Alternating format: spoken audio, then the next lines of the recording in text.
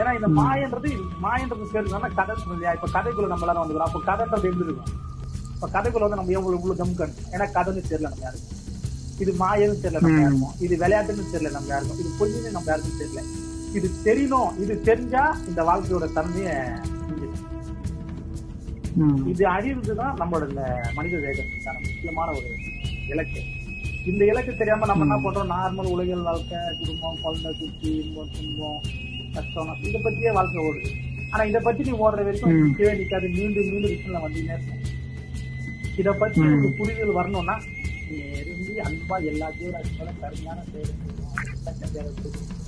எல்லாத்தையும் அன்பா பார்க்கணும். எல்லாரும் முன்ன மாதிரி பார்க்கணும். ஏன்னா நான் சொல்றது எல்லாமே உண்மை. இது எப்படின்னா, இந்த மாயக்குள்ள நீங்க இருக்கிறீங்க, இந்த கதைக்குள்ள நீங்க இருக்கிறீங்க, இந்த பொய்க்குள்ள நீங்க இருக்கிறீங்க. ஆனா இதை என்ன பண்ற? இதை உண்மன் நம்பி இதை விட்டு பயப்படுற, எனக்கு வேணும் சுயநலமான ஒரு வாழ்க்கையை வாழ்ற